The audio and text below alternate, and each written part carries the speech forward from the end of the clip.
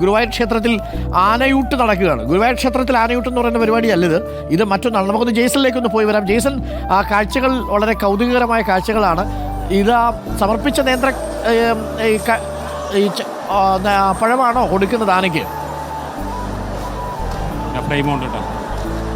അരുൺകുമാർ, ഇപ്പോൾ കാഴ്ചക്കുല സമർപ്പണം നടന്നു വരികയാണ്. ആ കാഴ്ചക്കുലയായി ലഭിച്ച കാഴ്ചക്കുലകളിൽ ഒരു പങ്കാണ് ഇപ്പോൾ ആനയ്ക്ക് കൊടുക്കുന്നത്. ആനക്കോട്ടയിലെ ആനയ്ക്കാണ് കൊടുക്കുന്നത്. ഇപ്പോൾ ദേവസ്വം ചെയർമാൻ, അഡ്മിനിസ്ട്രേറ്ററും അംഗങ്ങൾ ഉൾപ്പെടെയുള്ളവരാണ് ചേർന്നാണ് ആനയ്ക്ക് ഇവിടെ വന്ന നേന്ത്രപ്പഴം. നേരത്തെ നാം വിശദമായി തന്നെ ആ സംബന്ധിച്ച് റിപ്പോർട്ട് ചെയ്തിരുന്നു.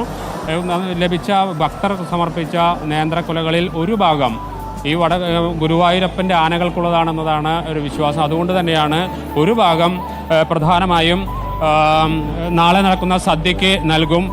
മറ്റൊരു ഭാഗമാണ് ഇപ്പോൾ ആനയ്ക്ക് കൊടുക്കുന്നത്. ദേവസ്വം ചെയർമാൻ തന്നെ നമ്മോടൊപ്പം ചേരുകയാണ്. മാഷെ, എന്താ ഈ ഉത്രാടത്തിൻ്റെ ഒരുക്കങ്ങളൊക്കെ പൂർത്തിയായി ഒരു ആന നടന്നു? ഇപ്പോൾ നടക്കുന്ന ചടങ്ങ് എന്താ? കഴിഞ്ഞ ഞായറാഴ്ച 354 കല്യാണങ്ങൾ രജിസ്റ്റർ ചെയ്തത്. അത് വളരെ ഭംഗിയായിട്ട് ഒരു പരാതിയുമില്ലാതെ നിർവഹിക്കാൻ കഴിഞ്ഞതിൻ്റെ ഒരു ഊർജ്ജത്തോടു കൂടിയാണ് ഇത്തവണ നമ്മൾ ഉത്രാടക്കൊല സമർപ്പണത്തിനും വേണ്ട ഒരുക്കങ്ങളൊക്കെ ചെയ്തത്.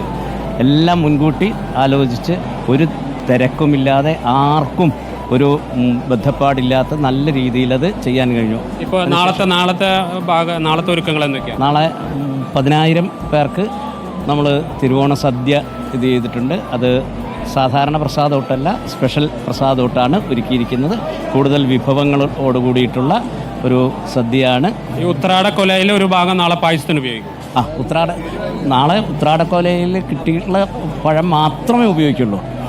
അതിന് വേണ്ടിയിട്ടാണ് ഉപയോഗിക്കുക. അതിൻ്റെ ശേഷമുള്ളതാണ് നമ്മളിപ്പം ആനയ്ക്കും ഒക്കെ കൊടുക്കുന്നത്. വളരെ നല്ല രീതിയിൽ തന്നെ എല്ലാ കാര്യങ്ങളും. ദർശന സമയം നീട്ടിയിട്ടുണ്ട്. ഒരു മണിക്കൂർ ഈ ഒരാഴ്ചക്കാലത്ത് 14-ാം തീയതി മുതൽ 22-ാം തീയതി വരെയുള്ള ആ ഒരു 8 ദിവസം എന്ത് ചെയ്തിട്ടുണ്ട്, ദർശന സമയം വൈകുന്നേരങ്ങളിൽ 1 മണിക്കൂർ കൂട്ടിയിട്ടുണ്ട്. തിരക്ക് എങ്ങനെയാണ് ഇപ്പോൾ? നല്ല തിരക്കാണ്. ഓരോ ദിവസവും തിരക്ക് കൂടിക്കൂടി വരുന്നു. അത് ഇന്നത്തേക്കാൾ തിരക്ക് നാളേക്ക് വരുന്നതാണെന്ന് തോന്നുന്നത്. കാരണം ഇന്നിപ്പം വെക്കേഷൻ തുടങ്ങിയിട്ടേ ഉള്ളൂ. അപ്പോൾ ഓണം ഹോളിഡേയ്സ് തുടങ്ങിയിട്ടേ ഉള്ളൂ. അപ്പം നാളെ മുതൽക്ക് ഒരുപാട് ആൾക്കാർ എത്തിച്ചേരുമെന്നാണ്. എന്തായാലും വരുന്നവർക്കൊക്കെ വേണ്ട എല്ലാ സൗകര്യങ്ങളും ഞങ്ങൾ ഒരുക്കിയിട്ടുണ്ട്. അതാണ് അരുൺകുമാർ, മുഴുവൻ സൗകര്യങ്ങളും നാളെ പ്രധാനമായും തിരുവോണ ഈ ചെങ്ങഴിക്കോടൻ പഴം കഴിക്കുന്ന കക്ഷിയുടെ പേരെന്താ? നമ്മുടെ ആനക്കുട്ടിയല്ല, അവൻ നല്ല ഒന്നാന്തരം അല്ലേ, ഗജവീരനാണ്. ഇന്ദ്രൻസ് ആണ് അല്ലേ? ഇന്ദ്രനാണ് ആനയുടെ പേര്. ഗുരുവായൂർ ഇന്ദ്രസൻ. അതന്നെ എഴുതിയത് കൃത്യമായിട്ട് കാണുന്നില്ല, അതുകൊണ്ടാണ്.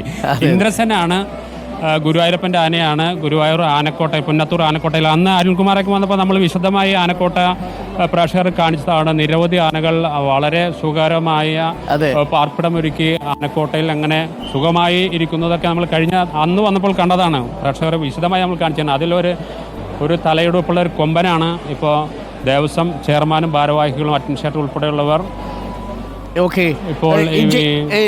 ഒരു പ്രേക്ഷകൻ എന്നോട് ചോദിച്ചു, ആ നേന്ത്രപ്പഴത്തിന്റെ പേര് പറഞ്ഞത് ചെങ്ങഴിക്കോടൻ പഴം എന്നാണോ അതിന്റെ പേര് പ്രാദേശികമായി അറിയപ്പെടുന്നത്? ഇപ്പോൾ ഈ കാഴ്ചക്കൊല വയ്ക്കുന്ന ആ കൊല ചെങ്ങാലിക്കോടൻ എന്നാണ് തൃശ്ശൂർ പറയുന്നത്. ചെങ്ങാലിക്കോടൻ. അപ്പോ ചെങ്ങാലിക്കോടൻ ഭക്ഷണമൊക്കെ കഴിച്ച് ഇതിനും ഈ ഓണം മാത്രം ലക്ഷ്യം വെച്ച് ഇതിനു വേണ്ടി മാത്രമായിരിക്കുമല്ലോ അത് കൃഷി ചെയ്യുക?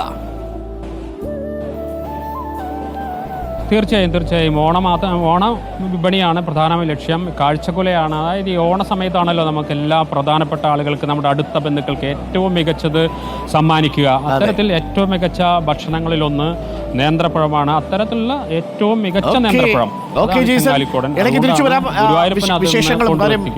ഉത്രാടദിനത്തിൽ നിന്ന് ഗുരുവായൂരപ്പനെ കാണാൻ ആഗ്രഹിച്ചിരുന്ന ഒരുപാട് പ്രേക്ഷകരുണ്ടാവും. റിപ്പോർട്ടർ ടിവിയിലൂടെ ഗുരുവായൂരപ്പനെ പ്രേക്ഷകർ കാണുകയാണ്. അവിടെ ഗുരുവായൂരപ്പന്റെ സന്നിധിയിൽ കാഴ്ചക്കൊല സമർപ്പണം നടക്കുകയാണ്. ഭക്തർ അവർ ഒരു വർഷം വളരെ അധ്വാനിച്ച് വളരെ കരുതലോടുകൂടി നട്ടുവളർത്തിയ ചെങ്ങാലിക്കോടൻ പഴമാണ് ഈ കാഴ്ചക്കൊലയായിട്ട് സമർപ്പിക്കുന്നത്. അതിലൊന്ന് നമ്മുടെ ഇന്ദ്രസേനടക്കമുള്ള ഗുരുവായൂരിലെ കൊമ്പന്മാർക്ക്, നല്ല ഗജവീരന്മാർക്ക് കൂടി കൊടുക്കുകയാണ്. അപ്പോൾ പ്രിയപ്പെട്ട പ്രേക്ഷകരെ, സമയം 8 മണി കഴിഞ്ഞ് 18 മിനിറ്റ്. കാഴ്ചകൾ കണ്ട് സമയം പോയത് അറിഞ്ഞില്ല. എത്ര പെട്ടെന്ന് സമയം പോകുന്നത്. തൃപ്പൂണിത്തുറയിൽ